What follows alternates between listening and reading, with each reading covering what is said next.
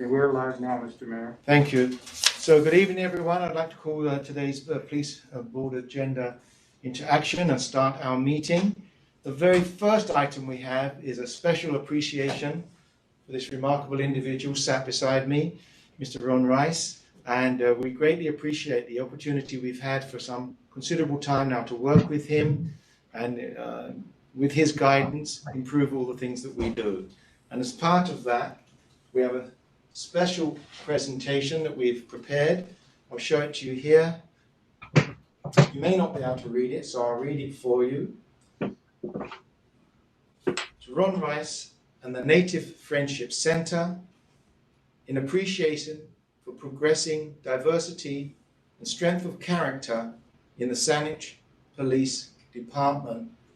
And this is in a general statement, but it relates in particular to a recent thing, which was the recruiting video, Ron, of 2020, which we are receiving national and provincial recognition for these connections that we're building. So from the bottom of our hearts and looking to the future, thank you so much. Well, thank you very much. It was my pleasure. Thank you. Thank you all so much. Yeah.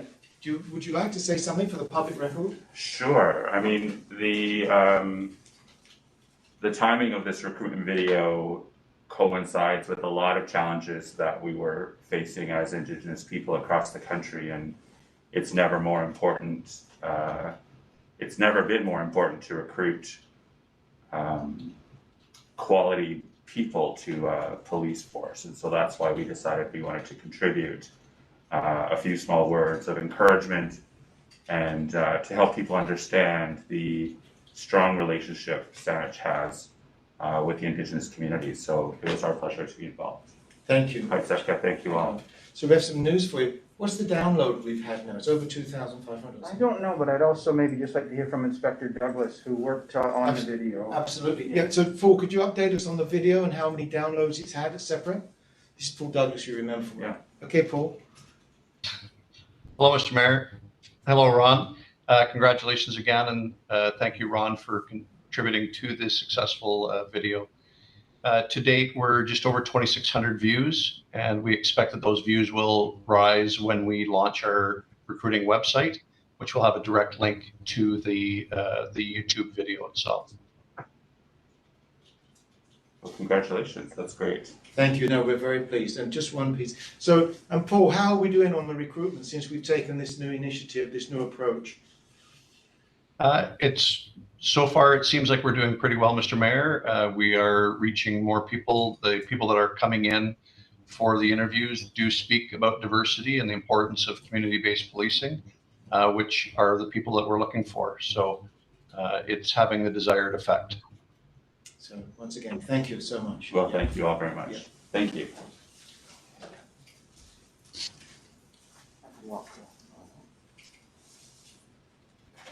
Thank you. Thank you. Take care. Yeah. I'll continue, Chief. So thank you, Board. Thank you, Inspector Douglas. Let's go through a couple of items here.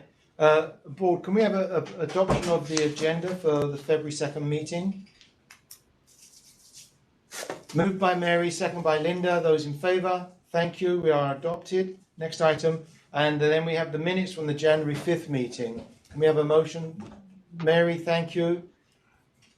Barwin on the second. Thank you. Any corrections or anything? No. Seeing none. Those in favour? Thank you. I'd like to recognise that one of our members, Mr. Crawford, is not with us today as part of the record, and we'll come to that shortly.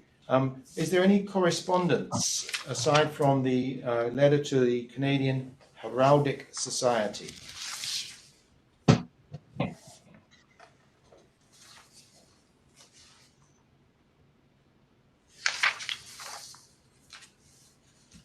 Where is that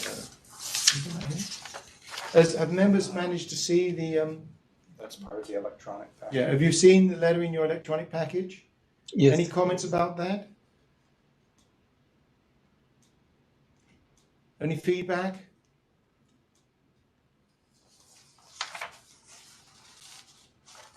So, do we need a motion to approve to process the letter? Yeah.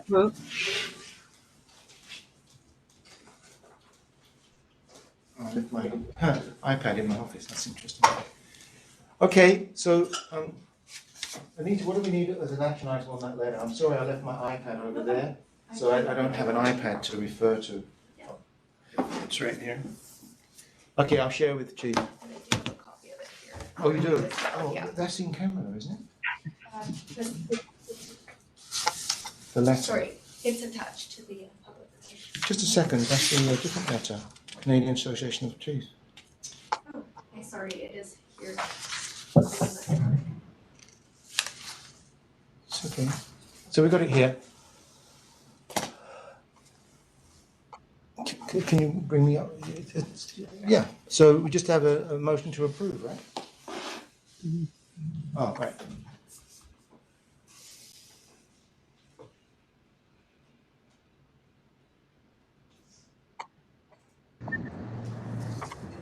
So, since we approved it last time, which is just confirmation of the letter, Scott? I believe it's all been done. Yeah. So, and the letter's gone out? It hasn't gone out, so are we waiting for approval from the board? Okay, then. Okay, very good. Okay, just a clarity on the item there. So you've seen the letter, and so it's just the board, are we happy with the letter as it is? And can we have approval? Yeah, Mary, yes? Yeah, Okay, thank you. Bar one's on the second. Sure. Okay, those in favour? Approved. Thank you. Let's process the letter. Thank you very much for that. Next item. New business arrived in 2021 membership in CAPG. No idea is the decision we need is to approve. Board, what's your feeling on this? We have the letter attached here. The membership is $1,500. Mary? Yeah, I would recommend that we approve it. They've actually, CAPG, and I'll come to that a little bit later, has been very active in providing webinars and support even through these very difficult times. And so I think it's important that we continue our membership. Yeah, thank you. I agree too, Marianne. Today I was on the webinar with the CAPG, and what was interesting was they covered a lot of information, and I was pleased because I felt we're actually at the points that they're saying we should be at in terms of our work with the chief, our communication with the community. But it was very interesting to see how they presented it and how some of the other, like it was the Toronto Police Board, 7 members and 7 full-time support staff, salaried. It was interesting. And here we are outperforming everyone with our team. Anyway, so motion to approve then, please. Motion moved, seconded. Bar one, those in favour, thank you. Membership is approved. Divisional updates as needed. Chief. Just asked Inspector Todd Bryant just to give the board a brief update on the community policing station that we're hoping to set up at Uptown. Yeah, absolutely. Thank you, Chief, and good afternoon, Mr. Mayor and the board. This is just an update on, I guess, the progress we're making with the Community Safety Office, and it's moving forward quite nicely. It's a 2021 annual work plan initiative to establish a community Uptown office at the Uptown Center. And if you recall from an update over the summer, this resulted from conversations that Deputy Chief Schenk and I had with Uptown management when they offered in-kind space for such an office at their location. Had never been on our radar, so we thanked them and went away and did some real thought on it and thought it was an excellent idea. So we've been working with our partners in other jurisdictions who've established offices in Richmond and Vancouver and Delta, etc., as well as our own internal staff, specifically our coordinator volunteers, Ian Gibbs, Crime Prevention Sergeant and Staff Sergeant Daryl Underwood, to establish programming, operational manuals, training syllabuses, etc. So I'm pleased to say we have secured a location. It's at Unit 111 3680 Uptown Boulevard. That's located on the backside of the main retail boulevard that faces more to the highway and Kerry Road. There's advantages to that, and that this is space. It's difficult for them to lease, so the chances of us being moved are less. but it's a wonderful space. It's larger than my first house. It's almost 870 square feet, so we'll be able to do quite a bit of good work in that space. They don't do a lease agreement. It's a license agreement that we've reviewed internally. It's gone to risk management. Scott Broughton's seen it. We're covered as far as insurance and liability goes. It's now sitting with Michael Hargraves, our Saanich solicitor, and who's having a look at it to make sure there's no issues there. Recruitment of volunteers, and we anticipate we'll need 35 to get this office up and running, began 2 weeks ago. And both Ian Gibbs and Daryl Underwood have done interviews with Saanich News, the Black Press, CBC Radio, and CTV News. And as of Monday, yesterday, we have 45 applications from a great variety of community members interested in volunteering in this space, which is fantastic. So those applications close on Friday, at which time Daryl Underwood and Sherry Walsh and Ian Gibbs will be going through and selecting and doing a recruitment, or not a recruitment, but a selection process and identifying who moves forward. We hope everyone can move forward because we'd love as many volunteers as we can. And then we'll get into some training late February, early March. The plan is to have a soft opening the week of April 6th and run that office Monday to Friday and until we build some competence and competency. And after a month or so, be able to move to the office being open on weekends. The weekends, of course, it would just be volunteers running the office. So we want to make sure they're comfortable, and we've got processes in place before that happens. Earlier, I'd submitted a grant application to Civil Forfeiture requesting some assistance, funding assistance, because while the space is free, the cost of upfitting that space is not. So working with Joanne and the chief to make sure there's enough money in the budget to upfit in the first year. It seems like there is. But we need telephones and computers and printers and Wi-Fi and odd bits of furniture and stuff to make that space work for us. Uptown's been fantastic. They've already done, we haven't signed the license agreement yet, and they've already committed and almost completed about $5,000 in tenant improvements on our behalf for that space at their cost. So they've been a wonderful partner to date so far, and we're not even in there yet. The plan would be to run all of our current volunteer programming that we run now out of the new space. And as we move through summer and we can start to evaluate our own capacities, we can look to expand volunteer programming and opportunities. And Mr. Mail, you'll remember that gentleman you put me on to last year who was quite interested. I do. I remember him well. Yes, from Calgary. I'm not North Vancouver. North Vancouver, right. Yeah. Sorry, yeah. But he was quite interested in our program. Yeah, that's right. But I'm not sure if he's one of the 45, but Ian has reached out to him, and we'll be able to expand some volunteer programming as we move forward. And we'll also offer a broad spectrum of information on personal safety and crime prevention. So, you finished? So Todd, did you finish? Maybe the board have some questions. I had a couple of supplementals. Mary, Barwan, and Linda. Okay, Mary first. Yeah, thanks very much, because actually I was going to ask you about that based on our review of all of the work plans. It sounds great. So will you actually be able to start operating it even during COVID? Yeah, so later this week, Daryl Underwood will be taking our HR specialist through the space. So we'll know what the capacity of the space is. There's 2 sets of double doors, so we'll be able to have 1 entrance, 1 exit. And we will, of course, be following all of the COVID protocols that we've established over the past year. So to the extent that we can open during COVID, we will. It'll look much different 2 years from now, but we want to be able to open the space and have a community office that people can visit. We'll just have to limit occupancy, and we'll have all the safety protocols in place. And then in terms of the volunteers, can you just give us an idea of what kind of things the volunteers will actually be doing and how frequently you expect them to participate? So, I mean, there'll be volunteers staffing the office. That's the most important thing, and that's to provide information about our current programming. But we'll also be running the Block Watch program, the Speed Watch, Cell Watch, Lockout Auto Crime, the ACE Mascot program that uses community volunteers at this time. We'll also run our student volunteers and summer students out of that space. So most of what we do here, but it's closed and the public aren't invited to and have access to this space. At 57 Cadillac, moving to this community safety office, the public will have access to that space and to the members. So.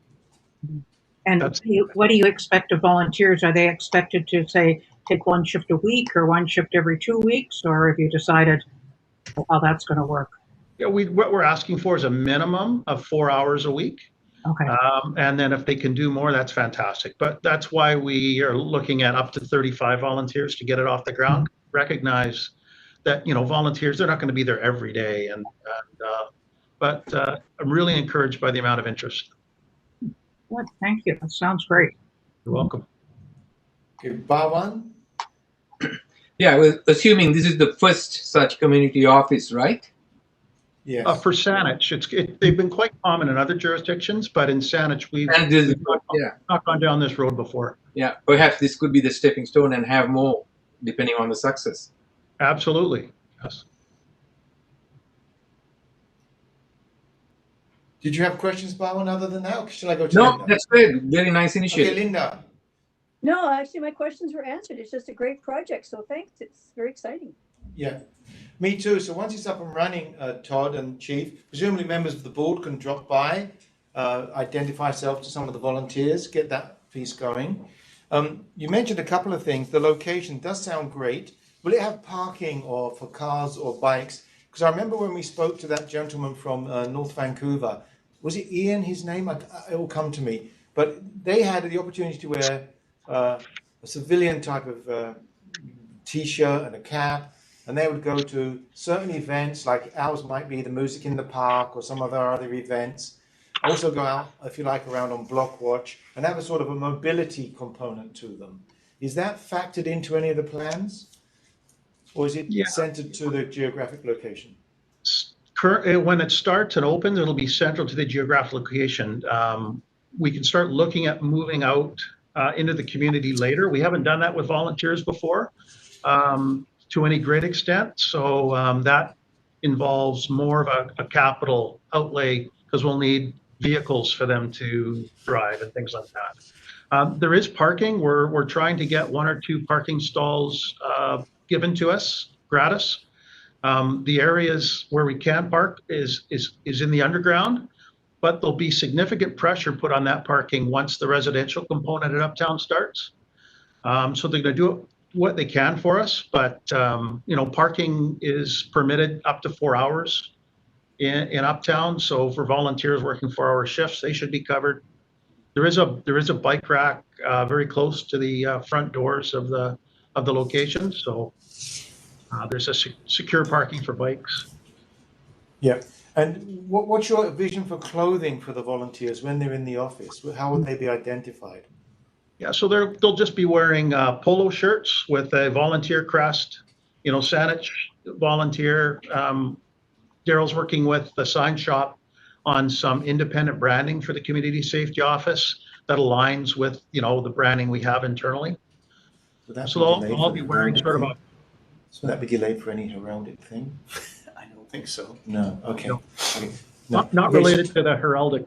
No, but just in case of badging. But so the other piece is on the windows. Is there an opportunity with Uptown to say put signage on the windows that gives a real nice visible presence that you can see from the road and passers by, and maybe some nice messaging on there, maybe about diversity and all those things? Absolutely. So not only is there Go ahead.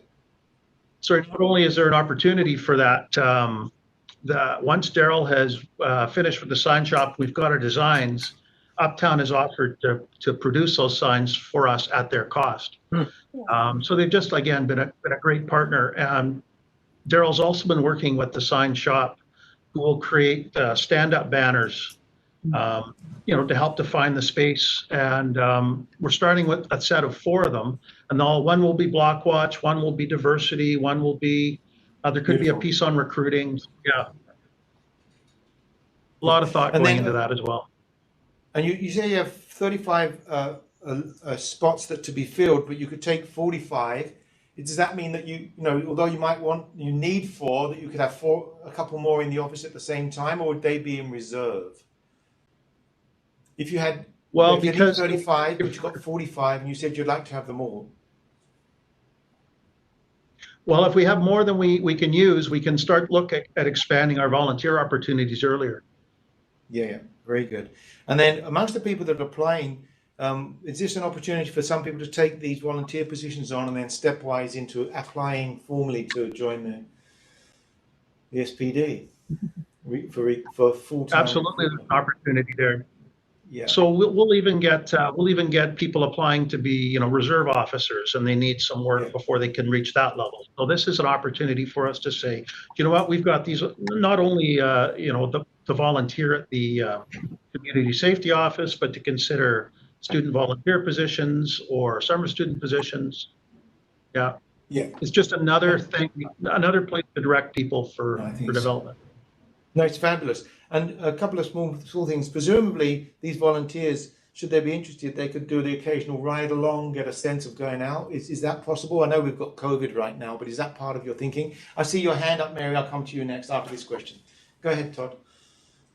Yeah, it certainly could be. Right now, we're not even allowing our reserves to ride along because of COVID. But when we come out of this fog, absolutely. Yeah. Mary. I'm just thinking in terms of our interest in promoting diversity, are you hoping or doing anything to try to ensure that among the volunteers we have some diverse backgrounds and maybe some language other than English skills as well? Yeah, so we've certainly recruited through the DAC, and so we expect that we'll have diversity in the volunteer pool for certain. Okay. Good question. I mean, this is just fabulous. And I certainly see the collateral benefit for Uptown of this resource there. And who knows, as we go forward, maybe that will happen at other malls. Who knows? They do have empty spots there because of COVID. In that particular location, you're right, Todd, that's been a tough place to lease. In terms of the residential building going up, that's at least a year away. At least a year away. Then it have to be built. So you've maybe got 2 years there before there's that sort of pressure on parking and other spacing. Did they give you a sense of what the lease agreement is? Is it year by year, or do you have a 5-year window? What is it? Well, that's a great question. And what the lease agreement is, it's for a year. But they envision us being longer. They cannot guarantee us the space. So the space is gratis. It's about $54,000 worth of retail space per year. Given that size of space. If they had to relocate us, if they had a retail client who wanted that specific space, they will then give us in-kind space somewhere else and help us make that move. But it could be, in as little as 60 days notice. So they don't envision that happening. That's why they like the look of this space as well. But their view is that we are long-term tenants with them under this agreement because, like you say, there's mutual benefit to both Uptown and the police department and the community. Sure. So. Yeah, thank you. No, it's just a fabulous one. I'm really glad that this evolved almost from that serendipity of that fellow calling us and getting us in this mindset. Well done, Todd, that you've taken this on. Fantastic. Thank you very much. No, I just want to thank Todd for all his hard work working with Daryl Underwood. They've been on this. Todd's taken the lead. He's been able to answer all your questions today, put a lot of time and effort into it, and I think it's going to be a great project. So thank you, Todd. Yeah, beautiful. So then we go to item 7, finance. Linda, Glenn's away. You're on the spot. Nothing new. We're just, of course, waiting for the opportunity to present the draft budget to council, which I think is later on down the agenda. So nothing new for finance other than that. Thank you very much. Governance and strategic planning, Linda. Here we go. And so like, again, it's, I'm working on a few things, policy manual, looking at getting some of the other issues dealt with on just the paperwork, but other than that, nothing new for the moment. Also working on updating the work plan and just awaiting the new board members to be appointed so we can take some more steps forward on the governance issues. And other than that, nothing new. Very good. So before I go on to the next one, which is Mary, Glenn is currently, as we know, in hospital. So the board. Yeah, you want to be careful. Yeah. Okay, so we'll talk about that later. Mary, 7.3, human resources. Right. You will have received with the board package the materials, the minutes of the last meeting, the approved terms of reference, and the work plan for 2021. So if there's any questions on those, I'd be glad to take them. And I think, as everyone knows, there have been several new officers sworn in over the past month, including yesterday, which were great. And there also, I gather, in talking to Inspector Douglas yesterday, we have had a number of retirements as well, which took effect as of the end of January. So there's obviously some changes, as there always are. I don't know if there's anything that, Chief, that you would want to add to that. No, I think that's it, Mary. Thank you. I'll come in briefly, Mary. Thank you for that. I also attended yesterday's promotion ceremony. As men are retiring, as officers are retiring at one end, we are seeing ascendance through the ranks, which is one very heartening to see, and the quality of the people, and that we've got this bench strength internally. And on the recruitment side, we're actually seeing some husband and wife teams coming in, which is very pleasing. And when I'm there, I'm seeing all the diversity expectations that we have as a board and the leadership team being realized. So it really is a compliment to the whole department, but Paul Douglas is doing an amazing job, and compliments to Paul. It is Paul, isn't it? It's not Andrew Douglas. It's Paul. It's Paul, right. Okay, we'll move on. Mary, would you like to take us to 7.4 BCAPB? Right. And I would like to just go through a number of items with respect to the BC Association of Police Boards. First of all, I think we've sent the information out to everyone about the AGM and events, and we would ask for everyone to get back to Veronica rather than registering individually. To Anita, if you could let Anita know which of the events you're going to want to, their virtual events, tune in on so that she can submit our registrations as a group. So there's a first event is a hospitality suite on Tuesday, February 23rd from 5 to 6, and that's going to be just a general opportunity to meet and talk with board members from other boards, something that we're trying out, as I know a number of other organizations have been doing, having these kind of virtual hospitality suites. The dialogue session is the next day, and that's with the municipal chiefs, and Colin Watson from Vic PD is now the president of the chiefs. So there'll be that usual session that we used to have at our conference on Friday from 2 to 4 p.m. to talk about issues of mutual interest. And then on Saturday, March the 6th, from 10 a.m. to 1:15 will be the AGM. And that will start with hopefully presentation from Mike Farnworth, the Minister of Public Safety and General, and an opportunity to pose questions. And then a presentation by Dr. Christian Lapro, who is from Queen's University and the Royal Military College. And you may recall he did one of the CAPG webinars back in August around policy governance that was very well accepted. So that should be an interesting session as well. And then it'll be followed by the actual AGM. And as you recall, at the AGM, each board member can vote. It's not just one vote per board, each individual board member. So they're working out the arrangements of, how to do that. Registration deadline is February 15th. So if you have any questions, please let me know. But other than that, if you can let Anita know which of these events you plan to want to be signed up for, that would be great. There's no cost this year, so that's very good for our budget. No travel costs, no registration costs. So we get a little bit of a break in terms of our board budget this time.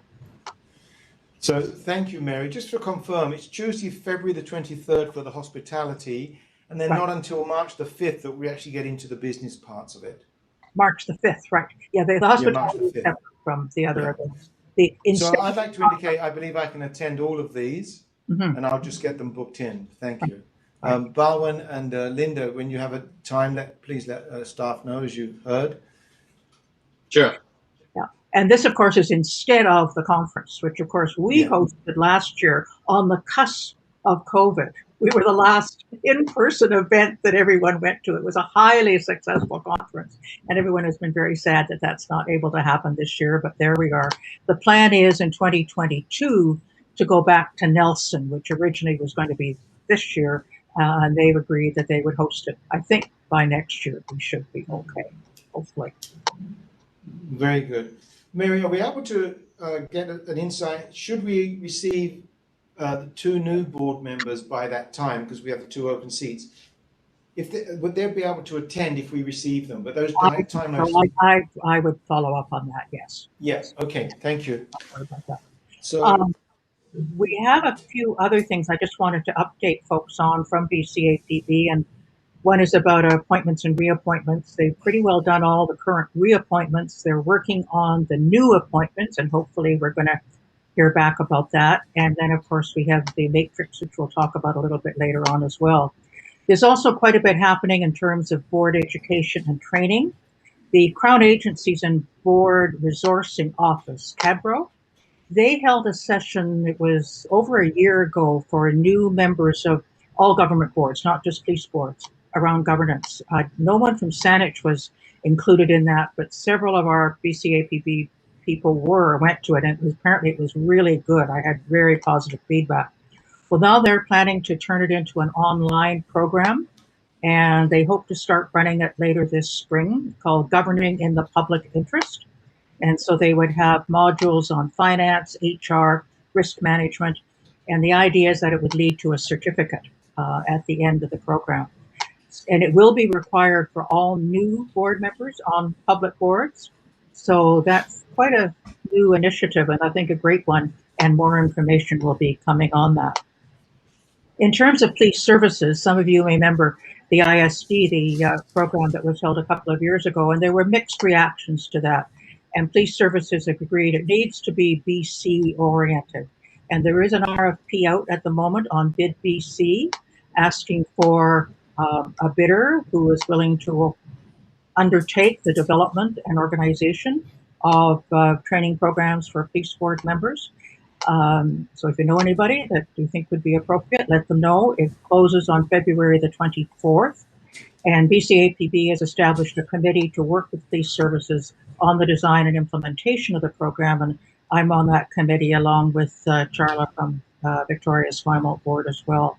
So I don't imagine anything, probably won't be at least until the fall before anything gets underway. But hopefully once it does, it can be an ongoing program as well. Police Services is also planning sessions with each police board this spring to discuss some of their issues. So we will look forward to that.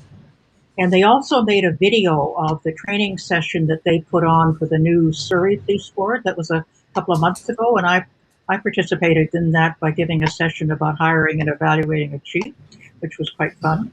But they're going to make it's been an edited video of that over, because it had things around oversight, a lot of really interesting sessions. It's a 2-day program.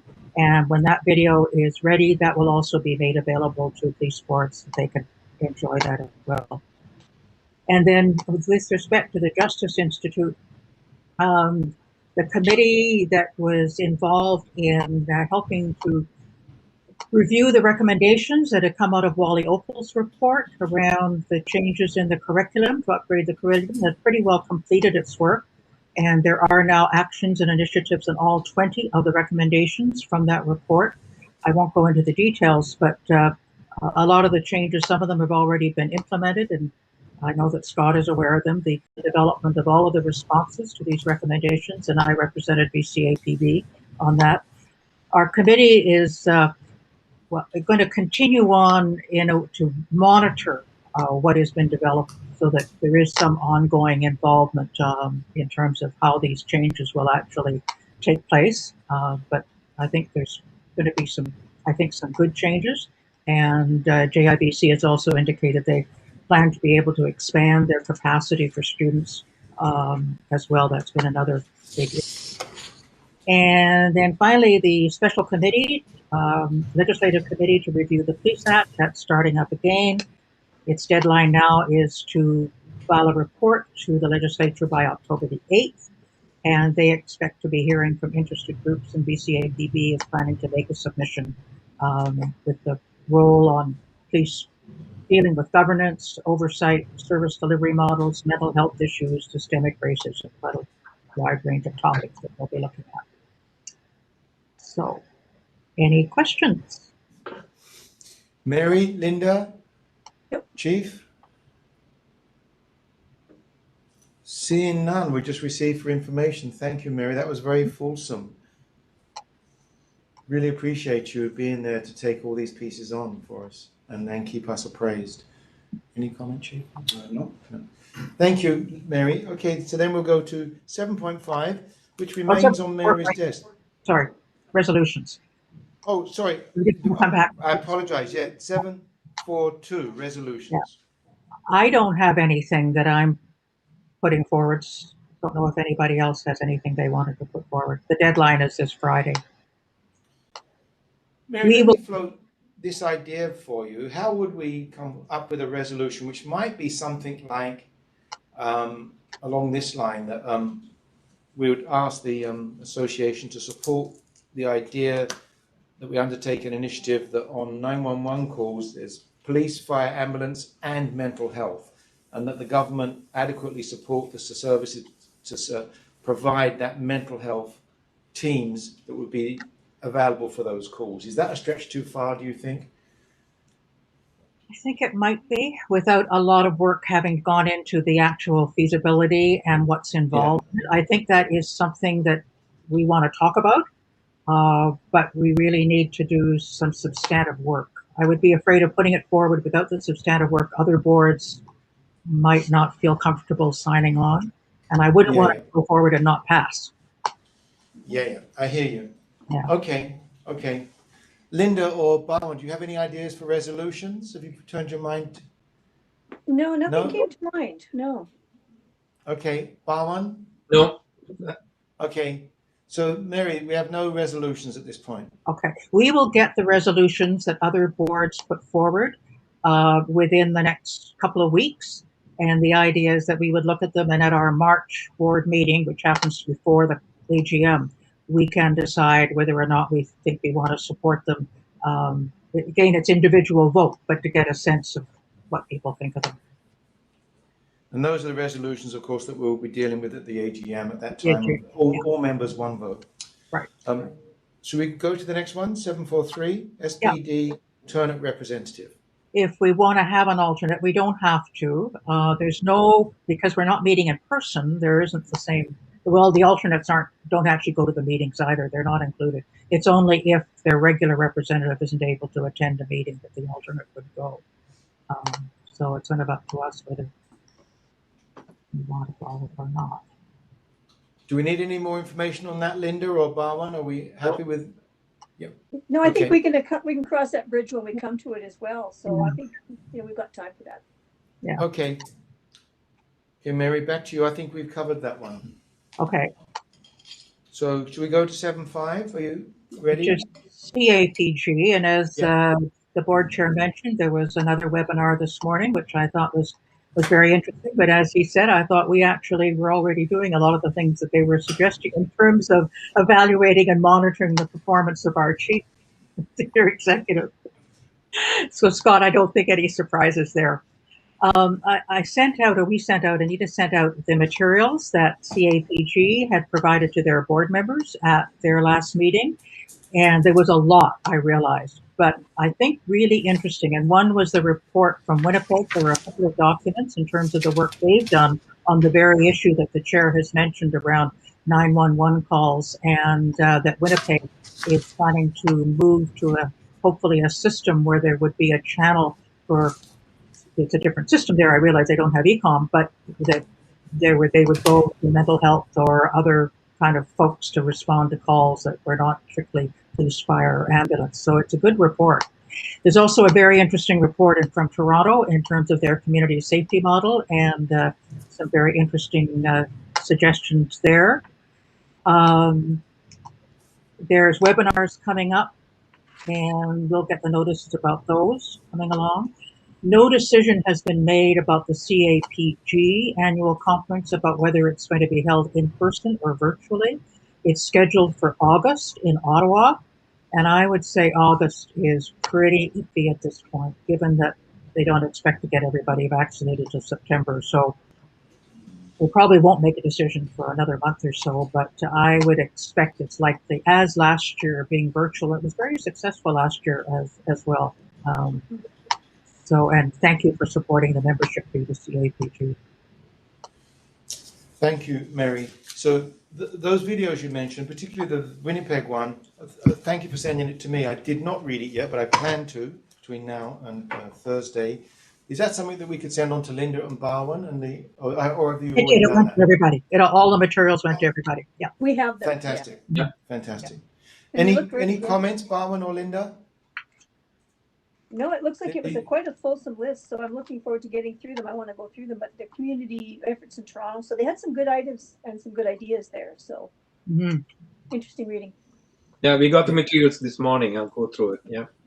Yeah, excellent. I have to say that I understand the virtual meetings and these conferences we'll do virtually, and we're meeting virtually now. But I look forward to when we can get together in person, which will be months away, but I do look forward to it. Otherwise, I'm just here with Scott, and that only goes so far. Okay, so next item then would be old business. I'd just like to raise one, unless someone else has got some other items. We heard today that Calgary have just approved their motor vehicle their road safety, and they've gone to every road in Calgary is now 40, and they're going to sign the collector roads at 50 and the highways at 80. They've gone the reverse way, which was interesting to me. I don't know the reasons behind it. I'm trying to find out. And I was wondering if it was about cost of signage, but that's the interpretation they took. They're going to put all the residential roads at 40, and then as you come off those onto a collector or arterial road, they'll be signed at 50 or the highways at 80, which is interesting to me. It doesn't impact where we are right now, but I'll be talking to Harley and the team on the other side, but I thought that was interesting, and that just came out today. Can I just ask on that topic? Yes, please. Yeah, because I just sort of wondered where things are at in terms of the proposal to go to 40, because I see Victoria moved to go to 30. So how does that fit? Well, it's very interesting. With Scott's agreement, I had talked to Dell Manick, the chief of Victoria, and he was not in favor of 30, but he would think 40 would be okay as a pilot. And the problem with 30 is it just changes expectations significantly. The case was carried at Victoria Council by the argument on the physics of the matter. The physics of the matter are if you are hit by a car at 30, it's less damaging than if it's at 40 or 50. But the incidence of accidents don't suggest that that's going to be a road life-saving, but it may impact the feeling of safety. That's the direction. I believe it was a split vote at Victoria. I did have a conversation with Mayor Helps, and then it went to Committee of the Whole, and it was, if you like, ratified as a done deal. That's the approach they're going to take. For us, it doesn't matter in terms of our own pilot, except it would have been much handier to have a consistent region. But it will mean now we have to sign our residentials coming into and out of Victoria, pending the whole project going ahead. We think the province will still accept the two pilots. We believe so. We haven't seen the details yet. But our pilot would be Saanich, Esquimalt, Oak Bay, Central Saanich, and Sydney. Highlands is already at 30 and 20. So Ken Williams, the mayor there, said, we morally support you. We think it's a good idea, but we're already there. North Saanich, we thought was going to come in, but we had we weren't able to get the support at council or at the senior staff level. So there we are. We have a pilot project going forward with Central Saanich, Sydney, Saanich, Esquimalt, and Oak Bay at 40, and Victoria at 30. The other piece of this, it turns out that I'm the new chair of the CRD Traffic Safety Committee. That committee voted in favour of the motor vehicle pilot projects and is having a letter for agreement going to the board to go out and thank those municipalities that have agreed to go into the pilot project, and to encourage those that didn't yet decide in that direction to reconsider and perhaps have another look at it, because there is still time, because the province has yet to have announced what the conditions are and the entry. So we'll see. But I personally am not sure we'll see any shift in the current numbers. Colwood, who are not in, said they're not in for a variety of reasons, but they wish us well and look forward to the results, as do Sook and Machosen and Langford. But I don't expect they're going to change. Does that help, board? Mm-hmm. Yeah. Okay. Any questions? Okay. Shall we move on? Sorry, Yeah. Mr. Oh, Chair. Mary. Well- Mary, yeah. Can I just raise under old business? I'm not sure it's really old business, but I just thought for the public record, since we're in the public, if the chief could just update us on the great news that came out this weekend about the integrated canine team, and anything else actually that might be appropriate. Yeah, and I might turn it over to Deputy Shink as well, because he and Deputy Chief Colin Watson from the Victoria Police are really the architects behind this. They both took the initiative. This is an integrated initiative that's been looked at many times in the past. It was never able to come to fruition. Through Deputy Shink's efforts and Deputy Watson's efforts, they worked very diligently on this and in a very collaborative and collegial manner, and were able to make an excellent case for integrating this service. Unfortunately, we weren't able to bring Central Saanich or Oak Bay on board like our other municipal integrated units, but we're hopeful that that's a possibility in the future. So we essentially have gone from having 4 dog handlers and 4 dogs, and the city at one point having 6 or 7 dog handlers and the equal amount or more of dogs, to now having a unit that's comprised of 6 handlers, one of which is a supervisor, as well as 6 general duty dogs, and I believe 1 or 2 special profile dogs, which the deputy can confirm. So what it's done now is it's created an integrated unit that will cover our 2 municipalities. It's reduced cost, our operating cost for Saanich and Victoria, but it's increased our capacity because of the profiles now for us have gone from general duty to also include gun detection, drug detection, explosive detection, which is significant. We also now will have 7-day-a-week coverage combined with the city and significant depth of resource. So it's I believe, a real success story, and it kind of follows the Greater Victoria Police Emergency Response Team integrated model, which has success dating back to 1977 and has had phenomenal results. So we did a launch yesterday and an official media release. I believe it's a very good news story, and it furthers our strategic priority of efficiency, effectiveness, and innovation. And I'll just turn it over to Deputy Shink if he has any additional comments. He's really one of the primary architects behind this and its success. Yeah, thank you very much, Chief. I don't have too terribly much I can add to that. I can certainly say that I'm very excited about this. I think it's something that the current leadership teams in the region have been realizing the wisdom of for a really long time. And, the leaders are in place now currently to bring it to a reality. So it simply makes too much sense not to happen in the sense of when you can have better service at a lower price point, and that's really what we have. We have 7-night-a-week coverage now with dogs, as the chief said, that provide service that we didn't enjoy previously. And the Saanich Police Department, from our budget, stands to save approximately $300,000 this year. So that's significant, and it's a credit to the chiefs as well that are in position now.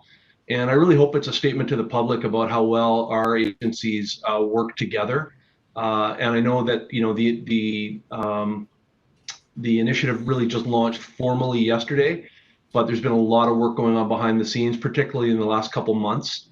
And the manner in which we've been able to bring our canine handlers together with theirs under the leadership of a Victoria Police supervisor, but under the leadership of Inspector Morgan, who is the officer in charge. He's been placed there once we identified that a Victoria NCO would run the team. we decided that it would be wise to have a Saanich senior officer as the commanding officer, if you will. And then he in turn answers to a joint management team comprised of the 2 operational deputy chiefs. So we're really happy with the structure, and we think that we've built something that will serve us well and be sustainable. I remain optimistic that as this unit develops a track record of success, that the other departments may see the wisdom of coming on board as well. Thank you. No, that's great. Mary, did you have some others? Because I've got a couple of items too on this. Great. Yeah. Congratulations. I know you've come to the board with this a number of times over the past few months, and so it's wonderful to see it actually coming to fruition, because there was a time, as I recall, it was kind of dicey whether this would actually go or not. So, Gary, you've been very persuasive and persistent in your good works. Thank you very much. So I think it's worth noting, particularly in this part of the meeting where it's open and all business, we've achieved a number of milestones, but let's look at 5 of them. One is the K-19. 2 is the parking, the transfer of the parking responsibilities from the police department to Saanich, which we'll talk about at length in a minute. The transfer of the deer management program, deer carcasses, again from the police department to the public works. And I'll mention something more about that in a moment. We've mentioned already the community safety officers, that unit, which is something we talked about early on. I don't remember when we did the joint police board meeting with Victoria. We explored some of that early conversation at the very start of our mandate with Scott. And then the other piece is the Oak Bay Agreement. A lot of work has been going on those. So just those 5 pieces alone. And how many years have you been chief now, Scott? A year and a bit. A year and a bit. So basically 1 every couple of months. This is an amazing track record. As a team. It's been a team, not me. It's been as our a team. team. As a team. So let's just look at the parking one. What we've done there, Chief, as you know, last night Council unanimously approved the report that was presented by Brent Reams, who had worked with the police department in taking on the parking piece. 3 full-time equivalents. But just maybe talk the public through that, why we did that. Yes, so this is an initiative that's been underway for some time. Historically, Saanich Police have been responsible for parking enforcement in the municipality. Largely, that was through the Corps Commissionaires on a contracted basis, with 1 parking enforcement officer doing enforcement throughout the municipality, which you know is 64 square kilometers. That was during kind of business hours, Monday to Friday, with officers doing it in the evening and weekends, and supplementing when he was on holidays or or ill or what have you. And what we determined in our analysis was that we had probably about 66% of those parking complaints being dealt with by frontline officers, which, you know, parking in contravention of sign and various types of calls that were not kind of critical for public safety. And when they're spending their time on those types of calls versus road safety initiatives, excessive speeding, distracted driving, high-risk intersections, and other types of road safety initiatives, it's not good use of time or the deployment of resources.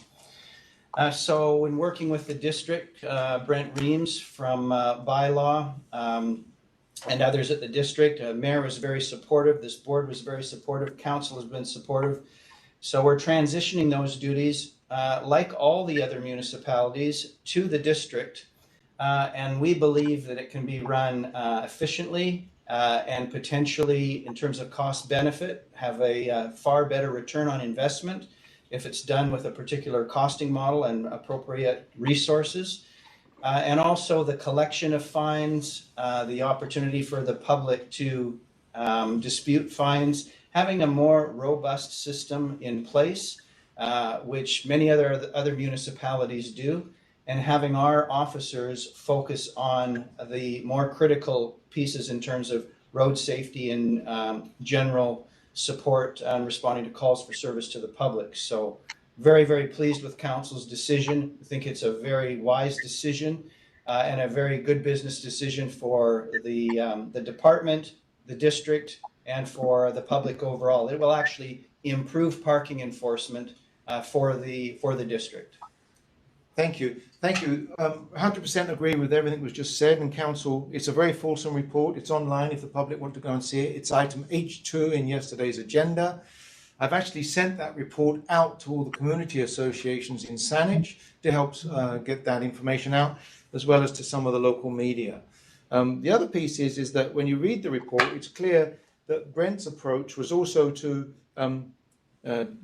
reformat the bylaw department and have two streams of management, one on building code, building inspection, and the other everything else on bylaws, from parking right through to noise and complaints, nuisance complaints, etc. So it was an opportunity to both get some efficiencies and new approaches within the police department, but also Saanich. So it was a very good win-win. It was a delight to see the report and how much work went into it, and that we worked so well together. The other piece is the deer. Saanich transferred the deer. I'll just give you a heads up. We had it at CRD for some sort of regional deer management program. We'd gone to the province. The province had said they're not inclined to step into this space, although it is, we would say, their mandate over managing wildlife. But the board decided not to proceed to add a new service at this time because of COVID and other issues. So that's what happened regionally, that no further action will be on the deer, taken on the deer situation of the population of the deer. There is the pilot project going on in Oak Bay about controlling the deer population. But something very good happened in Saanich, again from the police department working with Saanich department, this time public workshop. Scott, would you like to just tell a little bit about that? Yes, so just briefly, that was another initiative that we undertook. Historically, our animal control section, which was renamed recently Animal Control from the Pound, a large part of their responsibilities were picking up dead animal carcasses, the majority of which were deer, throughout the municipality. Very time consuming, which meant collecting them, sometimes dispatching them if they were injured, and taking the time to take them to the Heartland Road dump and dump the carcasses and so on. So it was very time consuming. And when the pound officers were doing that, they're not enforcing the animal control bylaw in our parks, which is very important for dogs off leash, attacks by aggressive and dangerous dogs. Not a good use of time. And it was just by chance that they adopted that task from many years ago that the SPCA actually used to do. The other municipalities do it through Public Works or outsource it. So we studied it. Again, we had the support of the board and the mayor and council, and we've transitioned that to a private sector company working with Public Works to do that very thing. So our pound officers, our animal control officers, can spend appropriate time on enforcing the animals control bylaw and the collection of licensing fees as well. So another successful initiative. Thank you. And just another adjunct on that, Saanich Council are engaged in looking at some dog off-leash policies, particularly around Cadbury Bay Beach, etc. So it actually talks to quite a wide audience. Where that's going to go, we're still working it out, because the federal government have the control of that wildlife bird habitat space. That's now gone up to the federal level of the wildlife management. So we'll see where that goes. But it was excellent work by all people, and I think a worthwhile piece of work that's given efficiencies and appropriate use of staff resources. Lastly, and not to go too deeply into it, but the Oak Bay Agreement was something that we could be very proud of. But the reason I've raised it again, and I'd like it to be mentioned briefly here, it talks to how well this board and this department and leadership team work with other municipalities. People talk about a regional police force. We're already doing a lot of regional things with our integrated units, and the relationships are just first class. And evidence of that we've seen in this other work. But the Oak Bay Agreement, I think, is testament just how well we worked at the mayoral level, the council level, and the police board level, and the department level to modernize that agreement. Chief, do you want to talk to that? Yeah, just briefly again, with the support of the board, we wanted to revisit that services agreement for Oak Bay, which has been in existence for many years, dating back, I believe, probably to 2012, if not earlier. Where we provide a number of services outside of frontline policing, which Oak Bay do on their own. So all the services through our detective division, forensics, our records section, IT support, accident investigation, basically just about everything outside of frontline support, we provided those services to Oak Bay. but the agreement financially was not keeping up with our costs, both our cost in terms of just doing the service and opportunity costs when civilians and officers were doing those tasks and not doing their tasks specific to Saanich Police investigations and related work. So through negotiations with Oak Bay, we were able to increase the cost of that service agreement to Oak Bay. It was mutually agreeable by both parties in terms of mutually beneficial and more accurately reflecting costs. In addition to a safety net, if you will, if there were cost overruns, we would get cost recovery, depending on how busy Oak Bay was in terms of specialized investigations. So a very good outcome, and we re-signed the agreement for a 5-year term. Thank you, Chief. Paul, do we have any questions on these pieces of old business, or shall we move on? Mary? Well, again, yes, thanks. Excellent work on all of those. I just wondered on the parking issue, who will people phone now when they want to register a complaint about parking, and how will that differ from what it is now? Those details still need to be worked out, but as I understand it, there'll be a dedicated line to phone as opposed to going through the consolidated dispatch at ECOM, similar to how the City of Victoria does it. But police officers, when necessary, for after hours, if a car was obstructing traffic, blocking a driveway, blocking a fire hydrant or something critical, we would still respond to those calls, and we would have measures in place to field those calls to ensure we're still providing proper public service. Okay, thank you. Okay, Barwin or Linda, any further questions or comments? Okay, Good work. thank you very much. Well, Chief, within 14 months, what a number of achievements. I really appreciate that. And if people are listening from grumpy taxpayers or others, I hope you're impressed by the amount of work we're doing. Thank you. Next item would be number 9, which would be public awards, commendations and letters. Where are we on that, please? That's just for information. It's part of the attachments for the board, just letters and so on received as a monthly regular business. Yeah, so you see that board, a couple of pages there on that notice and appreciation letters that we've been receiving. It's a considerable body of information there, recognizing the connection that we have with the community and their gratitude for the quality of our policing. Did anybody wish to talk to that? One of the roles I've taken on as mayor is when it's appropriate, I've been sharing that messaging with council, particularly at this time of COVID and other matters. But Linda, I saw your hand come up. Yeah, just to say congratulations to everyone. And it was interesting to see that the commendation, the appreciation was for things that were done in the community, but also for mentoring and other internal tasks as well. So that's good to see that some of the assistance people are giving to their fellow employees are being recognized as well. So it was good job. So good job to everyone. Thank you. Bowen, any comment at all? No, excellent stuff. That's good. Okay, so then we got number 10, budget presentation, discussion. That's in March the 4th. It's part of the cycle of departmental presentations. Aside from identifying that it's there, board, do we want to say any other aspects? We've presented our provisional budget, council have it. We wait for council's discussion. Linda. I guess the question is, do we need to be there? So finance committee and or others, what's the arrangement this year for the COVID, the virtual presentations? I think that's the evening we should be there. We should be on hand to answer questions and hear the discussion. Scott, do you want to talk to that? I think that would really depend on yourself and council and their comfort level with having other people in person in the council chambers. Right. I mean, let me check on the. Did you mean personal or attend virtually, Linda? Either. That's the question. Are we attending virtually or personally, or what is the arrangement this year? So I'll get you information on that. Right now, it would be virtual, but we can check the numbers. It's going to depend.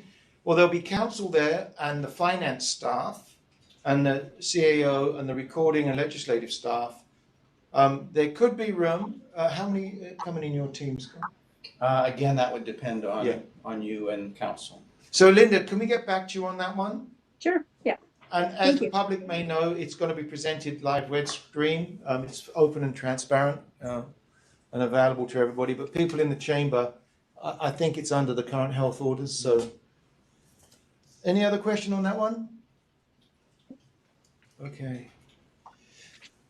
Item 11, adjournment and date of the next meeting, March the 2nd, 2021. Does that meet everyone's agreement? It's our standard time. So do we need a motion to just set that? So we do adjournment and the date of the next meeting. Linda, we're going to move that. Barwin, Mary on the 2nd. Those in favour? Thank you. We are adjourned and we'll roll now into our in-camera meeting. Thank you. Are we turned off now? Yeah, we'll just have to wait till that shuts.